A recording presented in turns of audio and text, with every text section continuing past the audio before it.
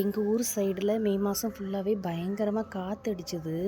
அதில் என்னென்னா நிறைய நான் தொட்டியில் செடி வச்சது எல்லாமே நான் கொஞ்சம் மேலே வச்சுருந்தேன் காம்பவுண்ட் வாலில்.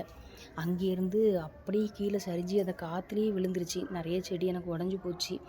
என்னென்னா அன்றைக்கி தான் நாங்கள் எங்கேயாவது வெளியே போயிருப்போம், எதாவது ஃபங்க்ஷன் வீடெல்லாம் நிறைய இருக்குமா, போயிட்டு வந்தால் ஒரு தொட்டி கீழே விழுந்திருக்கும். அதை என்னென்னா மொத்தமாகவே எடுத்து நான் சரி பண்ணலான்னு நினைப்பேன். அதுக்கப்புறம் அப்படியே விட்டுட்டேன். சரி எல்லாத்தையும் கீழே எடுத்து வச்சுருவோம் சேஃப்டிக்குன்னு சொல்லிட்டு ஓரளவுக்கு தொட்டி எல்லாமே எடுத்து கீழே வச்சுட்டேன். இனி அதுக்கப்புறம் ஃபுல்லாகவே ஜூன் மாதம் ஃபுல்லாக ஒரே மழையாக வந்துட்டு இருந்தது. இப்போ ஒரு 3 டேஸாக தான் மழை வரல.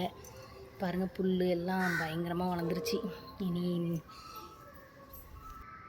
இனி எல்லாமே புல்லெல்லாம் க்ளீன் பண்ணி தேவையில்லாத செடிகள்லாம் எடுத்துட்டு எல்லாம் கரெக்டாக நம்ம அரேஞ்ச் பண்ணுறதுக்கே எப்படியும் ஒரு பாதி நாள் ஆகும். தொட்டிலேயுமே நிறைய புல்லெல்லாம் முளைச்சி போய் தான் இருக்குது. இனி இதெல்லாமே பராமரிக்க வேண்டியது இருக்குது. வீடே காடாக மாறிடுச்சு. காடாக மாறிய தருணம் வீடு.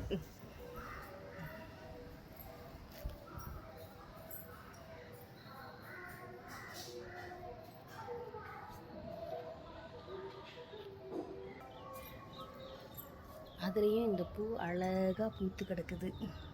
இது பூத்ததே எனக்கு தெரியாது. திடீர்னு வந்து பார்த்தா அழகாக இருக்குது. இதெல்லாம் கரிஞ்சு போச்சு. நிறைய இலைகள் எல்லாம் கொஞ்சம் கட் பண்ணி விடணும்னு நினச்சேன். ஆனால் பக்கத்தில் பரவாயில்ல, அழகாக தழுத்து கொஞ்சம் நீட்டாக வருது. இதிலெல்லாம் நல்ல பூ பூத்து இருந்தது, எல்லாம் காஞ்சி போச்சு.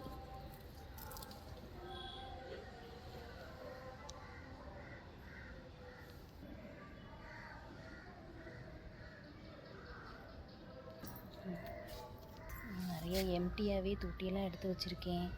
எல்லாம் இதெல்லாம் கிளியர் பண்ணணும். தேவையில்லாத செடியெலாம் நிறைய வீட்டில் வளர்ந்துருக்கு. ஒரு மாதமாக பராமரிப்பே இல்லை. எப்படி இருக்குது இது? நான் விற்று போட்டு வச்சுருக்கேன். தோட்டத்தில் கொண்டு வைக்கலாம் அப்படின்னுட்டு பப்பாளி கன்று. அதுவும் இனி எப்போ வைக்க போகிறேன்னு தெரியல. இனி வைக்கணும் சீக்கிரத்தில். தொட்டியில் வச்சுருந்த செடியெல்லாம் ஒரு மாதிரி ஆயிடுச்சு. அதான் கொஞ்சம் வெளியே வச்சுருக்கேன். இதில் புதுசாக ஏதாவது செடி வைக்கலாம் அப்படின்னு சொல்லிட்டு பழைய செடி வாடிடுச்சு. அதனால் வேறு வைக்கலாம் அப்படின்ட்டு இருக்கேன். ஒரு நாள் ஃபுல்லாக இருந்து இனி பராமரிக்கணும். எல்லாமே நல்லா செட் பண்ணிவிட்டு நான் அதுக்கப்புறமேட்டு நான் வீடியோ போடுறேன். எப்படி இருக்குன்னு பாருங்கள்.